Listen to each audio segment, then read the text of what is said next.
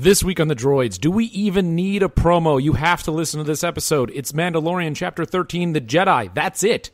This is the Droids. Grogu.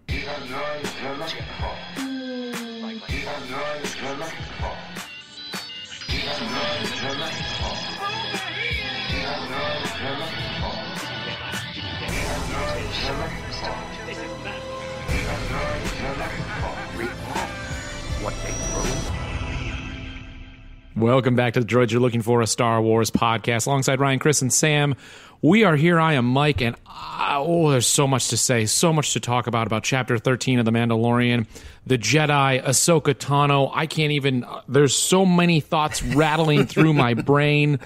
Yeah. Guys, let's just dive in. Yeah. The cold open to begin with. We talked about it, Ryan. I was right there with you. We thought we were going to see a silhouette at the end of an episode, but instead... I was so close to being right. Yes. If we had seen a silhouette of her at the end of the last episode, I would have been completely right. Yeah. But I love that they didn't decide to tease it that way, and they're just like, here she is. Yep. Here Exactly. she is. I was shocked. So a lot of us without kids get up early and just watch The Mandalorian immediately because we have no other responsibilities. And I turned it on. I was sitting next to my wife, and they showed that shot, and I just went, "What? There she is." I just went, there she is. You spit your coffee That's out it. all over everyone. I just want to get this out up front. This is, and granted, I haven't seen the new season of Clone Wars, so notwithstanding, this is my favorite piece of Star Wars content that's come out since The Last Jedi. Wow. Yes. Like bar none, by a wide margin. Yes. Right in the same boat with you that I haven't seen all of Clone Wars, but yes. To me, felt like when you watch the fan films and there's like a really good one and you're like, oh man, I wish this was actually like Star Wars canon. Like, I wish this was... I'm not knocking any of the fan films. I think they're all great, but I think you might be knocking Dave Filoni a bit, calling it just a fan film. Well, no, I'm saying that as a tribute. I mean, he's a fan. Like, he made the ultimate fan film. Like, this is the scenario you want to see. Did anyone else have this feeling like halfway through the episode? I didn't. I don't like to look up who directed or wrote the episodes until the end. Mm-hmm. Yeah. Halfway through this episode, I was like, well, there's one person who could have written this, and there's probably one person who could have directed it. I felt the exactly same what way. It was. Yep. I felt the same. I was actually part of the way through, and I was like, well, there's no way that Favreau wrote this, and thank goodness we're not getting a Favreau written episode. Right. I didn't know if it was for sure Filoni who directed this, mostly because he's only directed, 2 live-action episodes last season. Yeah. I felt like that faded away. Didn't have any concerns about his directing ability in live-action after this. Leaps and bounds. It was phenomenal. Like, it felt like some of the best episodes of the Clone Wars. He used all the tricks and tools that he did in Clone Wars and applied them to this scenario perfectly. Which I think is... I watched it twice already. I'm still buzzing. Like, I was buzzing afterwards. It was so exciting. Which is what kind of is incredible to me, and we're going to talk about the details of the episode, the story that plays out here. It's kind of incredible to think that the four of us did not grow up with Ahsoka Tano. We didn't have it as something that we are all catching up on the Clone Wars even now.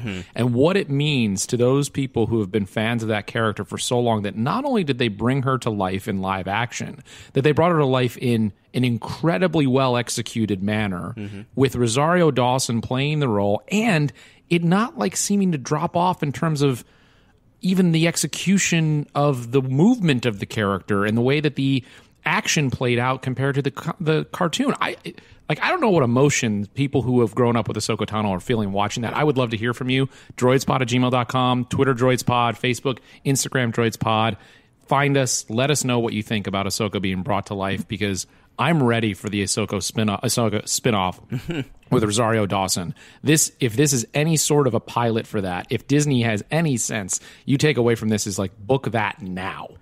Mike, I had the same exact emotional response where I love Ahsoka, and she's a character who came into my life later. Yeah. And acknowledging that she is so many people's, like, she is their Star Wars character. Yeah, she's their gateway. I said to my wife when she showed up after that first cold open, I was like, so many people watching this right now are crying because of how uncompromised this depiction is. Mm-hmm. It's like, first off, they got the actress that everyone wanted to play her, and we'll get more into this as we talk about the episode. Her depiction is so perfect. It's crazy in terms of how well they captured.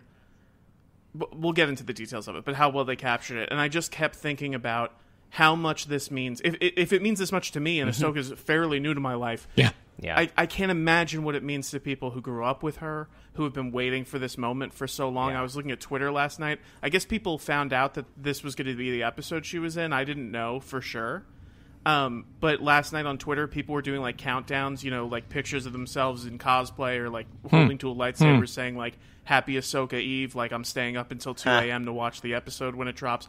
This was such a huge deal for people. And that is like so contagious. Just knowing how much it means to people and like how exciting it was for me who didn't even grow up with her. Yeah. So I just got to say, Grogu Gaga. I am Gaga for this episode. I love it. I mean, you guys have already covered, you've already said a lot of the things that hit me so hard. I actually, though, I feel like I thought they might like just go for it and like confidently reveal her right from the off. Because I was like, I think the show might find some strength by doing that rather than like teasing her more. And so I thought the cold open was great. Mike, you also hit on something. I was wary from the beginning when they announced that they were going to kind of introduce Jedi into the Mandalorian. I mean, you can go back and listen to us and so many people talking about the reason the Mandalorian worked in season 1 was because it eschewed the Jedi and like focused on like the fringe characters and the scoundrels and bounty hunters and blah blah blah. And it's like, nuh-uh, because save that for Solo too, right? But I was, but I was a little anxious because, so much of the joy of the Jedi in, the Skywalker saga gag is that it's like, it's so well executed. Particularly like the lightsaber duels from the prequels onward have been so great and so well choreographed that it's like, are they really going to pull that off on TV? And it's like, holy heck, they did. It looked so incredible. I so bought in. This was so Star Wars. I so bought into her movement, the Jedi powers that were on display. They gave us so much depth and like lore and history in the way that we talked about liking in the second episode of this season, where it's like, it's in there if you see it. It's in there if you want it. But the episode, I think, works anyway. And like, if you don't know her history with Anakin, it still works. But holy heck, did that moment crush. I think, and this is this is where I think I'm with you, Ryan. I'm buzzing. I've only watched it once, but I've been literally bouncing off the walls all day. This is where I think the genius of Dave Filoni is, and have now watching, getting deeper into the Clone Wars, it's like so evident throughout that he manages to, as like a creative force in this show. If you look at the last episode where they introduce that hologram where they say we're trying to get the M blood, the midichlorians essentially. Dave Filoni has managed to take things that people have such problems with. Like, I don't have a problem with the midichlorians. I don't think it takes the mystery out of the Force. You still have to deal with the idea of how people communicate them, how they train to communicate them, all that things. Some of us disagree, but yeah. Sure. But I think what Dave Filoni does so beautifully is that he has he takes the midichlorian aspect of this, like in the last episode, and taking the blood out of Grogu. And this episode also was so steeped in the magic of that kind of spiritual mystery of the Force. And that idea that the Force is a choice. The line that really like sprung my imagination in this was when she says,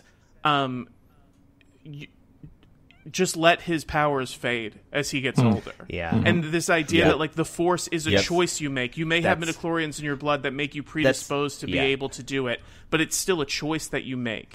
And there's still mystery about it, I think, is so beautifully done. And the way he ties those two things together that seem dichotomous but aren't necessarily. That's kind of why, like you said, like the portrayal of her, like the Rosario Dawson playing her. Like, I think what is awesome too is that the character by the end of Rebels, we know that she's evolved from what we see in the Clone Wars, and I think it's awesome to see Rosario Dawson's portrayal of her because she's adding something new to the character. She's not just doing like a mimic of the Clone Wars character. She's not doing a mimic of how we see her in Rebels. Like, we're seeing Ahsoka in a new light as well, and like she's like we're seeing her as a Jedi, which is very like a full form. Like she's like she knows her mission. She knows what to do.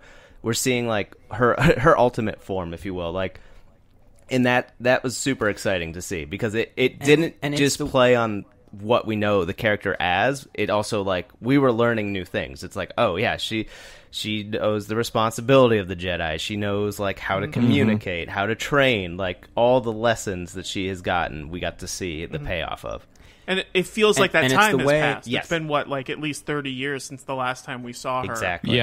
in Rebels. End of Rebels is the last time that she's been in any story in terms of timeline. From right, that so point. maybe 20 years, somewhere around there. Yeah. And the way that they, but also the way they depict like this point, like this place in time for the Jedi Order, it's like this to me is the Jedi Order that I wanted to see, the Jedi in the vacuum of the Empire, where it's like she's kind of like a Ronin, right? Yeah. She's like just off, like masterless, but she has her code and she knows to do good, and so she's like floating through the world like a freaking Ronin samurai or Mad Max or whoever, like the man with no name in the westerns, like whatever. But you want to pull. She's more of a purpose than them because of what we find out at the end of the episode, right?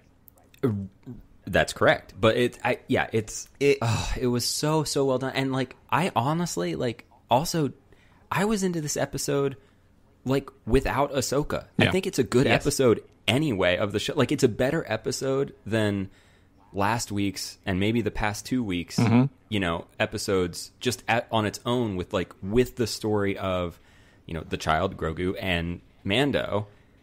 But, like, when you add in all they do with Ahsoka and all that Rosario Dawson brings to it and all the... I love, like, dude, they just have so many... Like, he got to have fun with, like, some real money shots of, like, her lighting the lightsaber and the glow. And, like, Rosario Dawson, she knows... I mean, if nothing else, I think she's a very good actor. Yeah. But if nothing else, she knows how to look good, like, and hit a pose. You know what I mean? Yeah.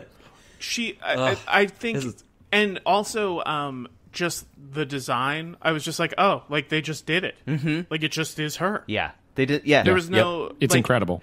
My wife mentioned, she was like, you know how, like, sometimes they change things to make it live action? She was like, like the I Ninja thought maybe, Turtles. like, with her tentacles, they would, like, make it look like it was, like, braided hair. Yeah. Or, like, something like that. Like, like, one of those, like, X-Men 2000 things where they're like, obviously we're not going to show the actual suits. Like, that kind of thing. But it was just her, and it just looked amazing. And the physicality of her was perfect. I love that they had little things like Ahsoka in the animated series has these. She always has this lightness about her, even in the most serious situations. And the amount of times during fights that she is very serious, but kind of just mischievously smiles. Yes, like and things like that was so perfect. When she like when she didn't cut that guy, she kind of like gave her the nod. Oh my god, which was hilarious. The cut through the bell was one of the coolest shots. It was that was amazing. So rad. It was so rad. And I would just say like so. Rachel, my wife, also she watched like the first 5 minutes with me, and then. The child required trademark depending, could not sleep through the episode, unfortunately. You have named for you're us. Upset now because you did name your baby the child, and now you found out that's not the canon name. But I know. Surprise middle name was Grogu. But that's a coincidence. Yeah, and that was just that was just a family pretty name. wild. But like even in the first like the first thing, Rachel first was like, "Oh wow, I thought they'd make you wait for it." And then the next thing she said was she was just like, she's perfect. And Rachel's watched maybe, I don't know, half a dozen to 10 episodes of Clone Wars, kind of like as I watch them in the background. But she's familiar enough to like really like Ahsoka. She's like, oh, Ahsoka's cool. She's a total badass. And when she saw Rosario Dawson, she was just like, that's her. So it I mean, I think all the nuance that you're talking about, Ryan, like, it's clear Filoni knew how to direct her to embody this role that he invented, you know? But beyond that, like, all that work also, you know, makes it win for, you know, the layperson, the person who you know, is familiar with Star Wars and maybe knows who Ahsoka is, but, like, can instantly recognize her. How does that... It was great. How does that first 5 minutes play to the layperson who only really watches The Mandalorian and kind of remembers the Star Wars movies? Because I kind of, initially, before we knew that they were bad guys protecting their power over this town, I was like, whoa, this Jedi is just cutting people down without any thought. And I guess you just assume because they're a Jedi that they must be fighting evil. Yeah. You know, because she's pretty... I think there's... He doesn't have much concern. I think probably, but even if not, there is something really interesting about that, Mike, which is, first of all, we're seeing, you know, a Jedi act like it's merciless, right? She's cutting these people down. The lightsabers are white, which is like the neutral, like, it's neither red nor blue. Which right? kind of goes It's with her story. color. And I know none of us are fully caught up, but she exits the Jedi Yeah, Order. she isn't part of the Order. She's shrouded in, you know, she's shrouded in darkness and fog and everything, and then she is set up within the episode initially to be, you know, potentially a conflict for Din Djarin, you know, and so I think there's probably some viewers who watched going, I don't know if we can trust this. Like, she might be bad. If you're completely kind of, for lack of a better word, under a rock, or just someone who hasn't dove into the cartoon series, which is totally fine. But man, this episode is so rewarding. And I kept going then after. I didn't watch the episode a second time, but I watched a couple episodes of Clone Wars afterward. And I'm like right in the middle of like a Death Watch arc, so I'm getting like more about Bo-Katan. I'm back with Ahsoka, and it's just, what a freaking payoff. And it makes me so happy. In addition to the fans, it makes me so happy for Filoni. Yeah. Like, I'm like, he got to see his ultimate... What a freaking cathartic moment this guy is. I mean, like, what a that's win. That's what I mean by fan film. I just mean, like, he was able to take this vision of his Star Wars that he liked, and then now he's like, it's there. Like, he did it. He made Star Wars. You get it, Chris. You think it looked cheap? No. You think it looked like it's shot in the backyard? Hey, some of those fan films do not look cheap. Well, no. And what's amazing? Too, I'm sorry, Chris. I'm just teasing. I'm worried now. The whole fan film audience is just gonna get eggs thrown at us on the streets. And I know that I've defended midichlorians here, but I think what's amazing is that Filoni has been this kind of shepherd of a new age of Star Wars for a little bit, despite not being that involved in the Disney ones. But he takes Star Wars and he makes it his own without feeling like he needs to fix anything. And that's something that I think that JJ never really got, even though I love The Force Awakens, and I think Rian Johnson did really get, which is that Filoni takes it for everything that it is, and he's not doing this thing where he's like, well, George messed this up, and now I need to, like, undo it. He embraces all of it for what it is. And he takes that and makes it work the best way that he knows how, and I don't mean that in a way that he's, like, course-correcting. I mean that if you hear him talk about the prequels, he loves them. Yeah. He sees all of the value in them. He sees exactly what George was trying to do, and many of the things that I think George succeeded at. And I think that that's a beautiful thing. I think that's what's most exciting to me about his storytelling in Star Wars, is that he's not doing any kind of course correction. And he's also not... He's just adding. He's also not trying to... I think even... I agree completely with what you said about JJ and Rian Johnson. I think even more so than Rian Johnson, Dave Filoni, he doesn't like have a thing to prove. Like, he's not trying to prove like with a trick or anything. He's not trying to show off at all too, which I think is really good for Star Wars, because it just lets the world and the characters speak for themselves. Like, he's not focused on this ultra clever plot or anything like that. It's just kind of like, we're going to use these characters, we're going to use these sets, we're going to use these props, and this universe in the best way we know to like honor it. Almost, it comes through that he has a true love for these characters and this world. I feel like if JJ made this series, there'd be a line where someone was like, midichlorians, I thought they found out those were myths. Right. Like, and they'd be like, yeah, no, they found out that there's no such thing. Or somebody would call her Snips, and she'd be like, don't call me Snips anymore. Like, something like that would happen. That might happen anyway. Yeah. But I mean, Chris, we don't have to dive in. I don't agree with you on the overly complex story that Ryan was trying to tell, but Ryan Johnson, but we can save that for another episode of the pod.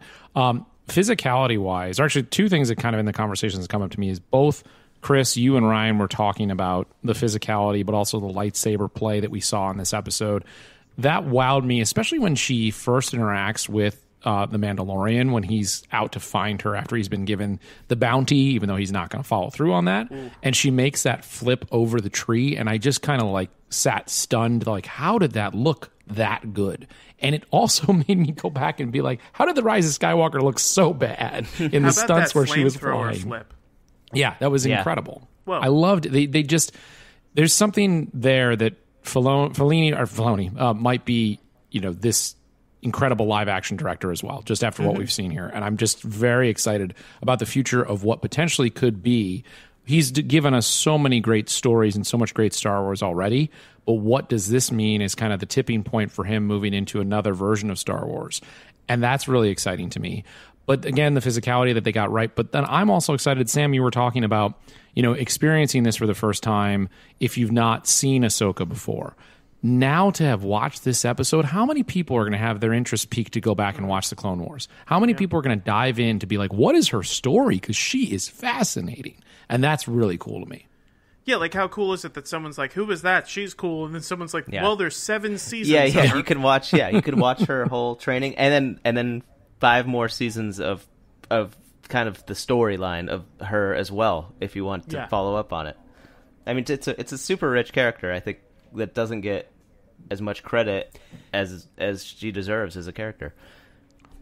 I also want to just jump back, though. So I think all of that is, that's a great point and super exciting for people. I also, just to kind of my other point of the strength of the episode on its own, I really liked the rest of the storyline. I'm curious, I'm interested in, if I've already encountered the Magistrate in Clone Wars, I don't remember.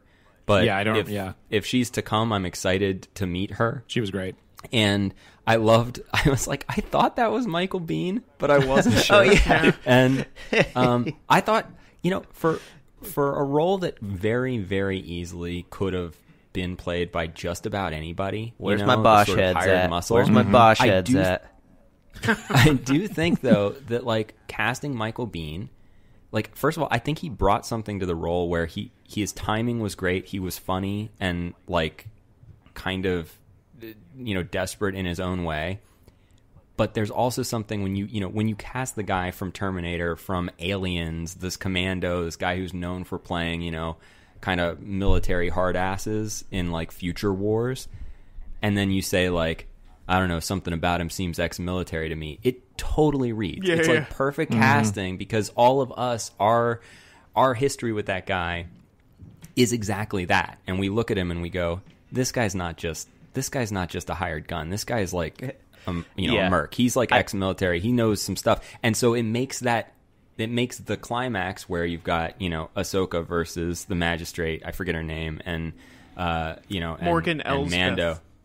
Yes, and Mando facing down her lieutenant. It's there's 2 really good climaxes happening together, which is exactly what they do in a good Star Wars movie. By the way, just to expand to answer kind of what you posed, Morgan Elsbeth, I looked it up because I was like, I wonder if she appears earlier, and this is the first appearance of that character. Oh, okay. Got it. I thought maybe she played a part in Clone Wars or something. Gotcha. When she said her name, I was like, maybe that's a reveal. But this is the first we've seen her. I mean, yeah. I thought at first it was Michael Rooker when I just heard the voice and just didn't get quite the eyes on. I would not be surprised if we see Michael Rooker in a follow-up episode of the show. The Michael Biehn casting was a piece of quote-unquote gimmick casting that I think worked because he was actually good for the part. It's this was the better version of like Sylvester Stallone in Guardians of the Galaxy. Yeah, exactly. Where you're just like, wow, this is distracting and gross. It is funny how almost every episode has that dude's role, though. Like Sure. I think, I really like that aspect of the show where it's like, well, all right, who's the hired muscle? How is he going to be like? It's a little cheesy, but like it's okay. It works. Yeah, like it was like, did they call Peter Weller first? Yeah, exactly. They have a list. They're like, all right, well, but I thought Michael Biehn was great. Yeah, he was good. Aside, I think it's weird that they dyed his hair like that, but he's no Bosch. He's no Bosch, but I think I truly just like thought his delivery in that like final moment, it was like so perfect when he like the way they wrap up his character, which is very kind of minor for the episode, but it's like I guess your guy won.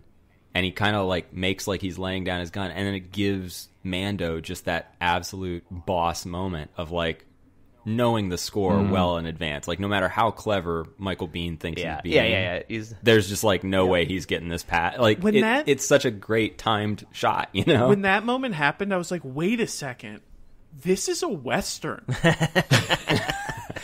Star Wars then you were like, I was gonna make that wall. I was gonna make the joke at the beginning of the episode. I was gonna say, guys, I always kind of thought Star Wars was like more of a Western, but this made me think it might have had some like samurai influence. The samurai, like I thought for a split second, similar to the first episode of this season. Remember how I think, who was it, Ryan? You also had the glimmer of a thought, like, is that it? Is it, or was it Mike that like, Mando's gonna die and it's gonna be passed over to Timothy Olyphant? Yeah. I had for a split second of, is that it? The child's gonna be passed to Ahsoka, and now it's her show. Like, I had the glimmer in my head, and I was like, So the only downside to this for me, and I love like the character of the Mandalorian, but I was like, well, next week I'll be bummed because she won't be in it.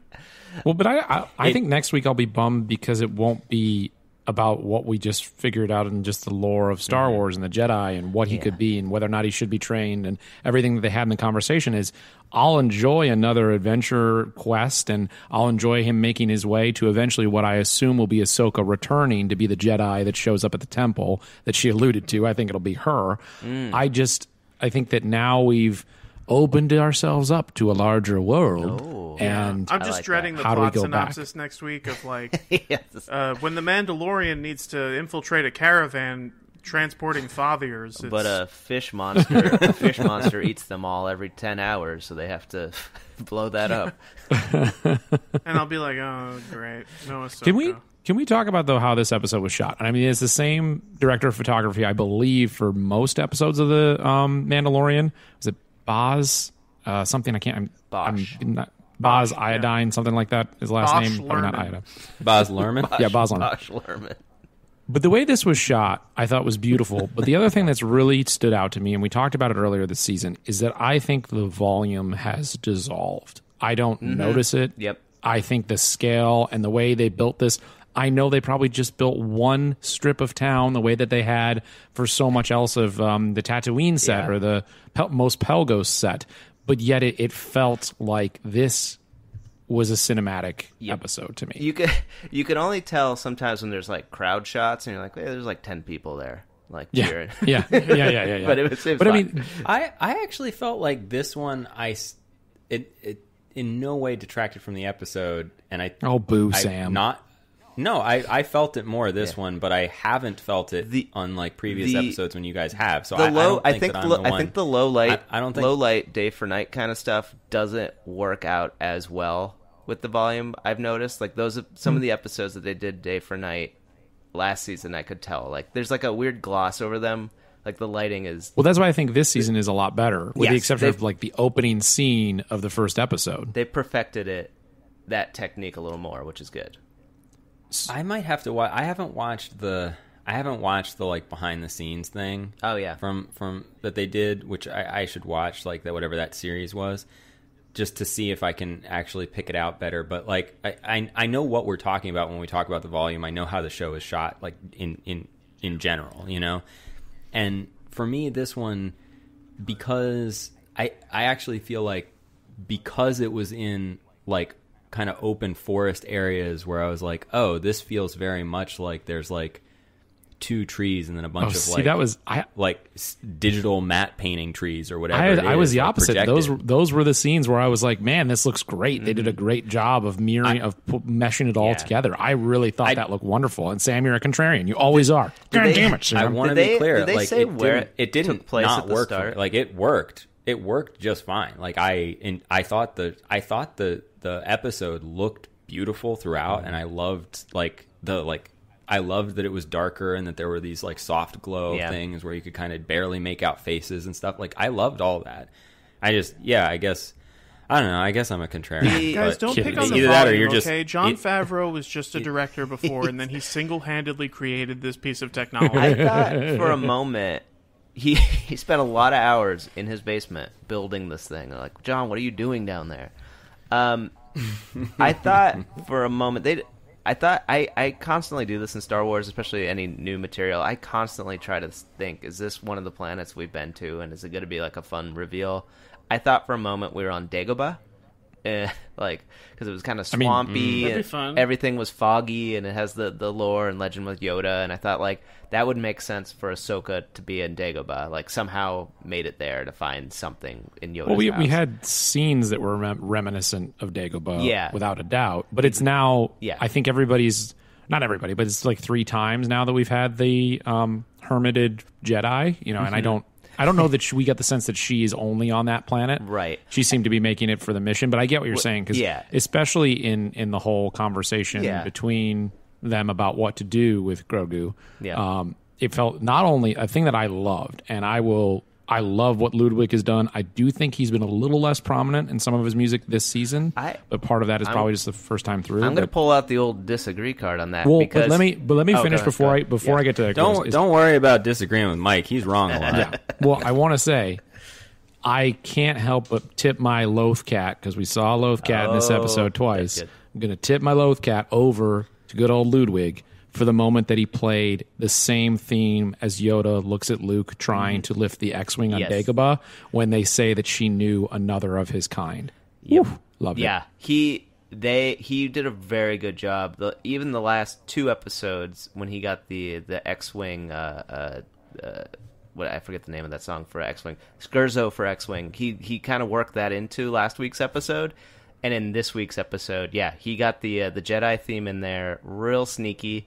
But then he adds his own little tinge to it. I think he's been crushing it with thematically pulling out those melodies, but then still keeping them in that weird ooh kind of thing. There's also a moment, and I can't confirm this, but she's speaking to Grogu, or Mind speaking to Grogu, and she picks him up and the moon's behind them. There's that very striking shot, and I can't prove this, but I swear I really think that he did a musical reference to the E.T. theme. There's 3 notes that sound very much like it. I think it was just a tiny little homage. It's when Grogu's going, Elliot, home, home. We should also acknowledge that we've talked about this episode for, close to 30 minutes now, and we haven't even acknowledged that we get 2 huge reveals, which is one that Baby Yoda is able to communicate silently and through the Force with other Force users, and has been able to communicate presumably this whole time. And secondly, he's got a name, and it's Grogu, and we haven't even really just talked about how perfect that name is. Also, that he was at the Jedi Temple in Coruscant. Yes. And was trained. And Thrawn. And Thrawn. Wait, but I do want to say, before we leave the name, I love the name, but Sam, I just want to be part of that conversation where the creative team came to the marketing retail people to say, his name's Grogu. Grogu. We have to put Grogu in all our marketing? Yeah, he's Grogu from now on. Wait, then. I can't imagine. Of course. Why would that be hard? If you're a marketing person and working for Star Wars, at this point, Sam, at this point, you can't be the retail product people. I'm not talking about marketing Star Wars. I'm talking about the people who have to do the products, who don't actually probably care about Star Wars, but make the actual products and market the products. Those people, I think, are the ones who are they're not going to be part of the, and I'm not saying Grogu is that weird, but they're not part of the Star Wars fan base that is more regularly prepared for this kind of thing. They're like, why didn't you tell us before Christmas? It's not a cute name. They're like, I think it is. That's part of it. I was like, they'd probably be like, why didn't you tell us this before Christmas? We could have sold 10 million more Grogu's. But I'm not saying I love the name Grogu, but I just envision it as like there are the people who are all about this, and then there are people who hear something like Yoda or Trandoshan, and they're like, oh, that's terrible. I'm sure there's lots of listeners that don't want to have to say the word Grogu. Well, I actually look forward to conversations with because you got to think about it is like you're trying to sell this stuff, you need to sell it to the most broad audience possible. So I want to talk to somebody's aunt who watches The Mandalorian, who's like, and they're like Baby Yoda, and I'll be like, Grogu? You mean Grogu? Don't say Baby Yoda. It's Grogu. Also, the Star Wars that does have these like attachment points, which are kind of fun, and it's like I'm not going to say it's like a fan filter, but it's different levels of fandom, and sometimes people love. Like us, we love those levels of details, but for a lot of people, Baby Yoda's fine. Yeah, Baby Yoda actually has a name. It's the child, and then people are now there's like a third layer to it, which is kind of fun. I actually think a lot of people in those marketing conversations they probably just said most people will still call him Baby Yoda anyway. So whatever you want to call it, just call it that. Yeah, I think if you've already gotten over the hump of like putting Yoda and Chewbacca on your packaging, you're fine with putting Grogu on the packaging. Sam, but I hear what you're saying. I'm not talking about the people who already love Star Wars. I'm talking about the way down the chain. Yeah, and I'm saying like those people probably are like, Chewbacca's stupid, but you see it makes stupid money. So, like, Grogu sounds awesome. Yeah. They're like, sounds good to me. On the original packaging, it said dog person for Chewbacca. Yeah, that's right. So, pretty wild. But, Sam, let's talk about the other reveals, because not only do we know that, but he's been communicating. And as you talked about, Ryan, the history, he's... Maybe the egg scene is a bit different now because he's clearly much more mentally evolved than we thought. He just likes to eat other species of aliens. He's still a child for, his species. Yeah. He's 50 years old.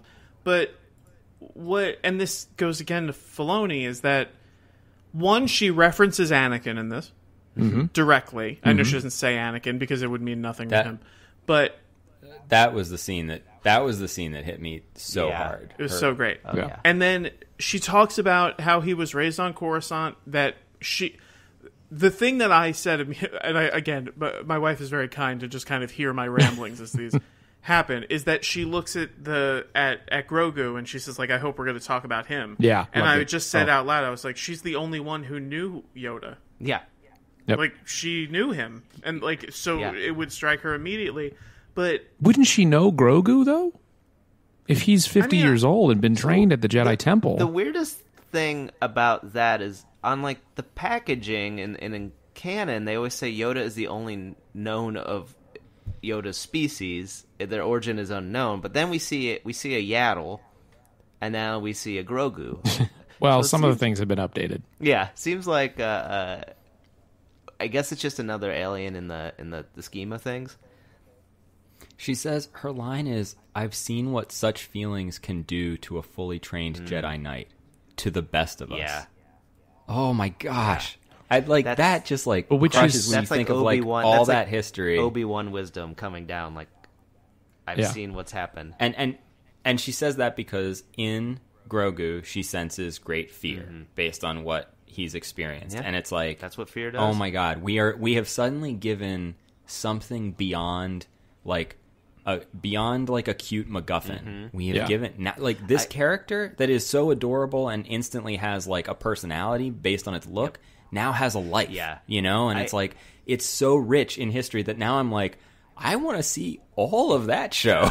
And it's good. Another thing that I love about this, with the way that he ties in the prequels, is that there's no meta level to it. No. Like, there's no irony about it. Again, and I don't want to, like, pick on JJ, but I feel like if someone like JJ was to be making this show, and she referenced Anakin, there would be, like, some thing where it's, like, the best of us. I mean, a little whiny, but still the best. Something like that like, acknowledges how we, the audience, have apparently felt about these people. Yep. how we are cool, even though we like it, but we know it's kind of geeky. Right, Yeah, right. that's the thing, is that Hedging Filoni its has no bets. sense. No. Filoni doesn't Yes. put forth any No. sense He's- of being it's cool to not like these things, Yeah. or of apologizing for He didn't them. spend hours playing the Star Wars role-playing game for nothing. He's in that world. Yeah, I agree. Yeah, he's not Sam- he's not poking out the hokiness. I got to go back to what you were talking about because it really stands out to me. Because the moment where she says that and talks about the best of us and the fear that took him down, I was just thinking, what has Star Wars taught us? What have we learned in the story since Anakin Skywalker that presumably Ahsoka doesn't know because she wasn't around Luke and wasn't around Yoda during their time where they were together? Is that the fear shouldn't be just pushed aside and said, let's not train you. That even though Yoda was apprehensive and hesitant to train him, he did end up training him. That what we should find is that though there's that fear there, to say that that means you shouldn't access the Force connection to this character isn't the way that the story should go, and isn't this way I expect the story to go. And I found that as it's mirroring what we have seen before, but also we've learned in these other stories that fear doesn't necessarily mean that you should shut yourself off. Right. Well, maybe that's her art. Yeah. I think that's fascinating. Yeah. I didn't even get into that level of thinking. I picked up on the I picked up on the age thing, which was something that obviously Luke of course disproved. But Mike, that idea of him being too old was interesting. Yeah. to me, That's beautiful, because she's acknowledging his fear and she's exposing her own. Right. And that's really, I didn't think of that either. That's a beautiful observation about that. That it is this, it's thematically rhyming. Yeah. We're seeing the same Oh. thing Yeah. just happen to people over and over again. It gave Love me goosebumps. poetry. It rhymes. It gave me goosebumps during that scene. Also, to think about from her perspective, she knows that Darth Vader had just died. She knows Anakin's fate. Spoiler alert. So she knows. She has that knowledge, though. Spoiler, dear listener. Dear listener. So she has that knowledge, knowing that her master turned evil is now gone, and she has to live with that. There was no fate that they would have been She's just sad. I assume very sad. Well, I agree with you, Chris, but I feel like she might have treated it the way that Obi-Wan and others did. Is Sure. Anakin Skywalker died long ago. My friend has been gone for so many years. Sure. You know what But, other line I perhaps. thought was so great that kind of ties thematically into this in terms of things happening over and over again? Was she says something where she says, the Jedi have been gone for a long time now. And he responds, so is the Empire, but they're still hunting him. Oh, yeah. Right. And I was like, that's so perfect. Yeah. It's all of Star Wars. It's she's saying that the good is she's saying the good is gone, and he's saying how could the good be gone if the evil's still here? And that idea of balance, where in this strange way he's saying something pessimistic, but underneath it there's an optimistic thing, which he's saying the bad guys were also supposed to be gone, so why am I to believe that the good guys are gone also? Yeah.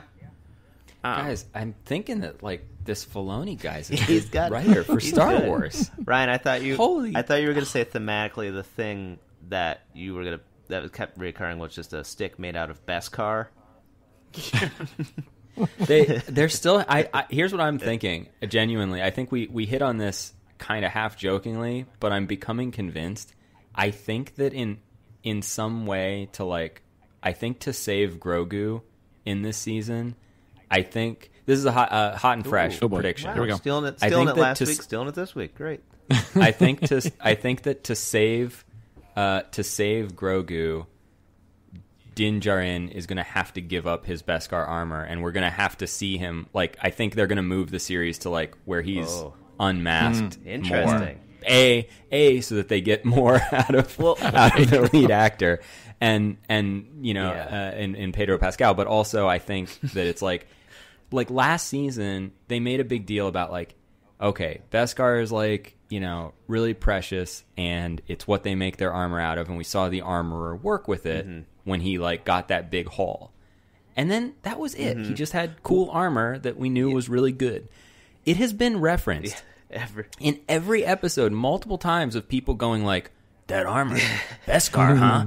Must be expensive. And it's like, okay. So you're setting up this whole season. The most precious thing to him is his armor, and I think they're gonna like strip him of it. That's my prediction. I like it.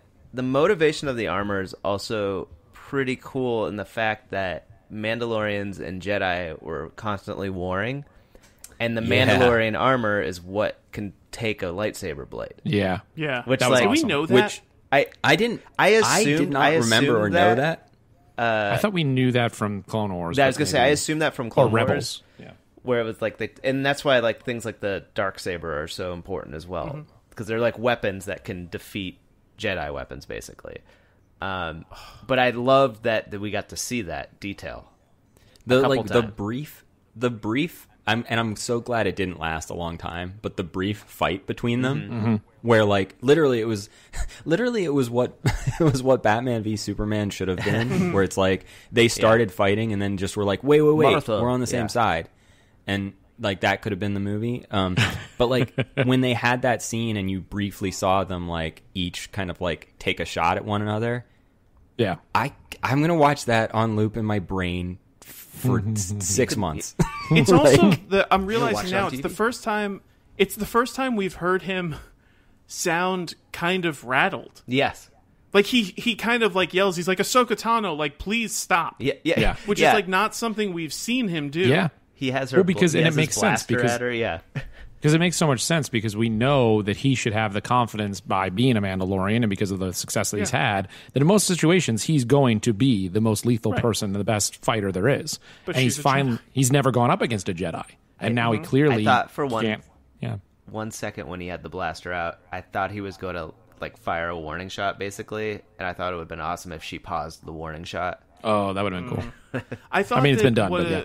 What a great, in terms of construction, what a great callback is that Morgan Elsbeth says, like, you know that Jedi were, like, sworn enemies of Mandalorian, something to that effect. So they established that early in the episode. And then at the end, when she gives him the spear, she says, like, this belongs with the Mandalorian. Yeah. Which just tells us so much. If you don't know anything about Ahsoka, like, we know as fans, but tells us so much about her, like, place and her perspective.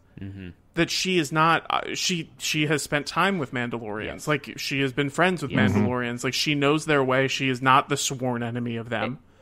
Well, also how great was I also truly got like I got so excited, like my blood started pumping when he was like with that line that he has where he's like, they'll never see it coming. It was like it was such a great setup where it was just like, oh my god, like together in a million years these two would never predict the enemies would never predict that these two could find a truce. Yes. And so it's like it just made me so excited for whatever was going to happen, and it paid off. It totally paid off, but it was just like he's like, they'll never see it coming, and I was like, oh, I can't wait for them to raid the shit out of these people. And then we get brilliant brilliant visual depictions of that, like that when Michael Biehn is looking at the Mandalorian, and there's that amazing shot, but it was where he's in the on... foreground and Ahsoka's in the background. Yeah. Oh, that felt like it was pulled directly out of a Clone Wars episode. Like I've seen that in Clone Wars. This episode made my heart soar with the eagle's nest. I almost felt like some of the action in the beginning of the episode reminded me of like even the pre-CGI animated Clone Wars cartoon, like the what's his name, the Genndy Tartakovsky one. Yeah, like the action sequences were so epic and like kind of quiet almost. How do I watch that? By the way, that's a question. I haven't been able to find it. I think it's tough. I lend you a DVD. Yeah, you have to go to Best Buy in 2005 and buy a DVD. I have it. So why did that happen? Why don't they have I'll mail it to you. It bothers me. Why don't they have that? It's really cool. Disney it's Plus? Almost silent. It's like most of Genndy Tartakovsky's stuff. It's almost dialogue-less. There's I'm just like, put it on D+. Look, as we talk about dialogue, though, was anybody else thinking, and maybe this is just because I'm thinking of Maul and the way he says Kenobi in the Clone Wars and Rebels, but when she said Thrawn, I was waiting for a much bigger, like, Thrawn! So, my name is Thrawn. The fact that she's looking for Thrawn would, to me, indicate she's still, like, on her Ezra mission. Oh yeah, absolutely. That I was trying Can to kind I- of place what she was doing, like where she would be in the timeline, and if that's the case, that's like so many years. Do we think they're And casting it a begs Thrawn the right now? question, is Freddie Prinze Jr. gonna show up in Is, this? is he ready? No, he's dead. No. Oh, spoiler alert. Well, Sam, you've 'cause read enough- all the Thrawn enough, books. Enough days have passed, yeah. Enough You've read time's the been- Thrawn, or 3 of them. Do we know Thrawn clearly doesn't die in those books? We don't know where he was during any of the original trilogy timeline, right? And my other question. Do they explain it? I mean, I Sam, don't remember if you're they their explain expert like on where he. Thrawn. Come on. You're the I don't remember if local they explained Thrawn where he expert. was, but other than like an Imperial officer of some note. But they also, I believe, I believe those books obviously like became legends with the Disney acquisition. But Oh, they then did? I thought they brought him back. But then Timothy Zahn has written new Thrawn books Yeah. that are canon. Zahn's So I And think then like, Thrawn was in Rebels, right? Yeah. and he was in Rebels, yeah. And so I think they. I don't know if those think are there's continuous, though. Well, that's the thing. Is like Yeah. Rebels is ends right before A New Hope. So do we know Thrawn's whereabouts at all after A New Hope or before A New Well, Hope? yeah, but we do. I won't give. I don't. I think he was drumming Yeah, on a don't bucket don't with don't the rest spoil of the don't Blue spoil Man. any more of Rebels. I'm The- looking forward to watching it. The Mike. sorry about that. My only question for Thrawn is, why so blue? Oh boy. You know, it's funny. We're 50 minutes into this podcast. Didn't we feel like about after 15 minutes of the last podcast episode, we were like, all right, I think we've pretty much covered it. You know, pretty much I covered the had whole thing. nothing We to say got about the another last. I had 50 minutes at nothing to least say in about. this. All I'll say about this. All I'll say about this week's episode, and this is going to be my final thought. I promise I won't say another word after this. Is that Gina Carano is a hell of a director. Wait a second. You know, and actually, Ryan, it's funny. I agree with you. It was really nice to just kind of figure out and see who wrote and directed the episode at the end. Yeah. But I remember in my Lost days and when I was watching Lost live as it played out, and it was like, oh, this is written by Damon Lindelof and Carlton Cuse. I'm like, I know I'm in for it. I know I'm in for a great Right. episode. And so I guess I prefer. I don't know what I prefer. Maybe I would prefer next time to know I'm going into a Filoni episode. Maybe.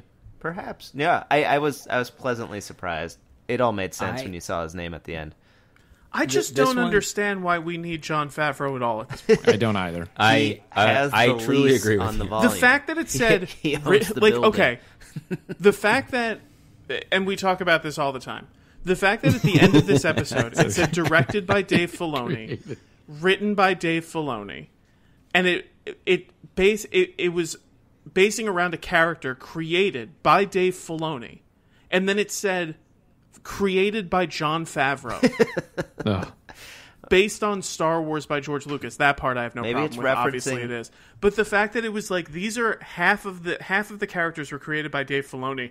The other ones created by George Lucas. The Mandalorian, I understand the titular Mandalorian possibly created by Jon Favreau. But the fact that it says written and directed by Dave Filoni, created by Jon Favreau Yeah. is insane. I cannot. Look, you know what? I'm Ryan. contacting the WGA and going to arbitration. Ryan, I about think this. what they're referencing is a Cubano sandwich that was made on set Oh my god! Yeah. by Jon Favreau. Look, I also throw that That's in what there. that's what every episode Grogu, is. He brings them to the Grogu set. is a creation of Dave Filoni. He's not a creation of Jon Favreau. I'm just saying. Jon Favreau apparently takes credit for it, and that might be true.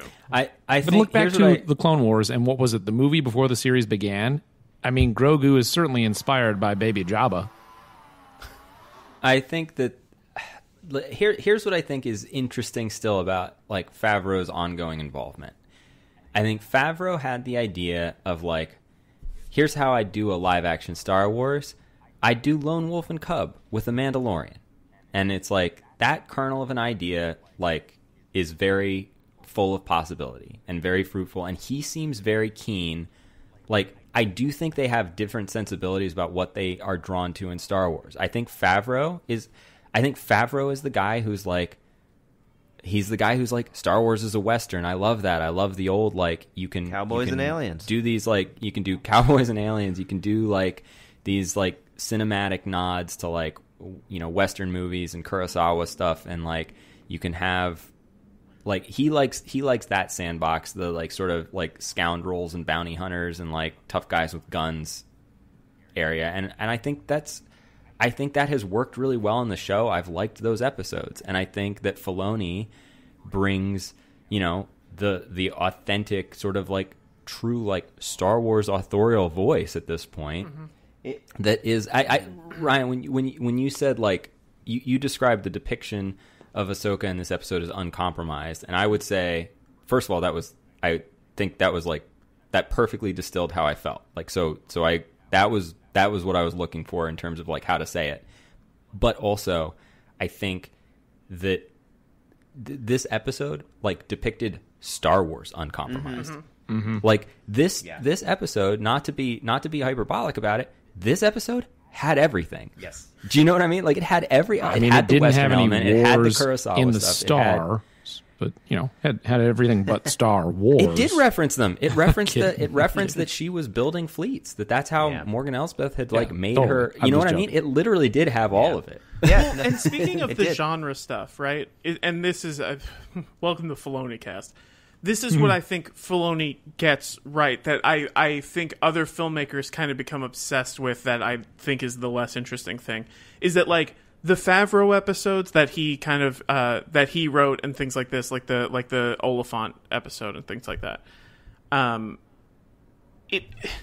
It's so obsessed with being a genre within Star Wars. Yeah. Star Wars is a Western, like that whole thing, or Star Wars is a samurai movie. Where when I watch a Filoni thing, all of those things are there. Obviously, there's a quick draw shootout in this, but it's not like he's like, I really want to direct a Western and I'm making a Star Wars show. Yes. So I'm going to make it literally a 1-to-1 where someone walks into a town and it's like literally a cowboy walks into a saloon. You get a shot of whiskey. Yeah, it's like I think that there's an obsession with a lot of the filmmakers who grew up on Star Wars, like Favreau, JJ, blah blah blah, that they need to make it like the genres that Star Wars drew from. And I think what Filoni knows, it's that Star Wars is its own genre, and that there could be elements of other genres in there. But when I watch the Clone Wars, I'm like, this is singular. This is a Star Wars story. Of course, there are military or war episodes, there are samurai episodes, there are Western episodes, but it is not like completely obsessed with this idea of like matching the aesthetic of what we see as the movies of those genres. He's not chasing the magic of the experience when he was a little kid. He is. This was established. I got to live in this world probably in his youth, and then just the timing of his Star Wars existence when there was kind of just like the dark times, when there was no Star Wars stuff for like 10 years, really. It was just kind of games and card games and whatever George Lucas would stamp yes on. That was Star Wars. So he was kind of left to his own devices during this time, I have to imagine, to come up with the stories that he wanted to tell and the things that he thought would be awesome, and now he gets to do it. Guys, I think Filoni might be the heir apparent to George Lucas. Has anybody said that before? Anybody said anything like that before? It's like that tweet we mentioned. I wish I could attribute it, but where someone said like J.J. Abrams likes the movie Star Wars and Rian Johnson loves Star Wars. Yes. And to me, it's like Dave Filoni is Star Wars. Yes. Yes. He is a Star Wars. Yeah, that's the third. Yes, that's the third statement. beat. Yes. He will bring it's like balance. and by Star Wars, I mean Dave Filoni is Star Wars. He just completely embraces it, not for what he wishes it was or what it used to be, but for what it is. Yeah. And I think that makes it, for my money, that he's the most exciting person telling Star Wars stories. He brought balance and the confidence, to the Force. Like, in terms of like that uncompromised vision that was presented, I mean, the confidence of his, you guys talked about it in his direction, like at like the sort of skill and technical craft of direction, but just like the confidence with which he so fully presented Ahsoka Tano, the confidence with which he like dove right into like how this woman was war profiteering, and that he's like, I'm gonna have these weird like essentially like electric ring crucifixes like and stuff, like they're just like it was just so confident and like bold and like a statement of like, to put it the way you just did, it's like, this is what Star Wars is. Like, it wasn't saying like, this is what I think it is, or this is what we like about it, or this calls back to what we remember it being. It was like, no, here it is. This is Star Wars now, and I know you're going to love it because Star Wars is always awesome. And he's been doing it for over a decade. Like, he's been building this out for over a decade. And I think I talked about it maybe on one of the podcasts before, and even recently with some friends. You know, there's so much that you can pull from for Marvel from the comic books and then bring it to the big stage, the movies. And now it's like Dave Filoni is pulling from his own work and bringing it to the live action stage. And it's this great source of here's what worked, here's what didn't work, here's what storyline we want to continue to tell. And it really, I think, is paying dividends for Star Wars right now. But as you said, he's worked through so much, and he's got these stories that he now lives himself and that he brings to all of us. I mean, I don't know that there's a better person, as we said, maybe Rian Johnson, to be shepherding Star Wars. I was going to say, now. he also, something Rian Johnson introduced to Star Wars, at least from my perspective, was that this idea that there's like the war profiteers off of the Star Wars, which like is something I never thought about outside of like just the good guys make the good guys ships, the bad guys make the bad guys ships. And I love that we had like a little nod to that kind of storytelling, because that's like a very modern, complex thing to speak about, is like, there's like this weird middle ground of people just making money off all this stuff. Star Wars got a little political. It's always been political. I know, Chris, always. I know, I'm just teasing. I think that's why that's great, though, and I love that he embraced that element. I thought that was a cool touch. Where do we go from here? We've talked for a lot about this episode. I think in our next podcast, we'll obviously Ahsoka spin-off show. Exactly. It's the only place to I go. swear, the if only the place next to go. episode has the word caravan in the synopsis. But I mean, sadly, I think we all, the way that we... If it has the words Cara Dune in the synopsis, I'm out. As Mando is trapped in a hallway. with a guy in blue jeans. We didn't even talk about that yet. But I think... You know, as we have to be ready for that disappointment next week, guys. I just have to tell you, I felt like I was preparing for a disappointment of The Rise of Skywalker for over 2 years, and, you know, I wasn't even ready for that. So just be ready for this to be a letdown the next episode. But where do we go from here? I think we're going to have to save that for another pod in the conversation that we'll have that we can probably get to pretty quickly after, if we have a Favreau episode next week, we can just talk about that. But hopefully this is the beginning of a whole lot more of what Filoni will bring to Star Wars live action television and maybe a movie someday. I think that's going to do it for this edition of the pod. There's so much more to talk about. We've had so much to think about. We're going to go back and stew on this more. Some of us are going to watch it again for a second time. Imagine, Ryan, you've got at least one more in you before next week, because we got to watch this many times. Yeah. And it is so wonderful to experience Star Wars executed beautifully by someone who cares deeply about Star Wars. Guys, this is a great day. Just a wonderful day to watch Star Wars. Dave Filoni's doing the Lord's work. There it is. It's the best day since December 2017. I gotta tell you, 15? I gotta tell you, I of course in the presidential election voted for Biden-Harris, but it's a good thing that this episode didn't air before the election, because I may have written in Filoni. Filoni Ahsoka. Well, let's leave it there, guys. So much fun to talk about great Star Wars with you. This has been The Droids You're Looking For, a Star Wars podcast. What they throw. Annie. You'll never see it coming. Grogu. Grogu. Grogu Gaga.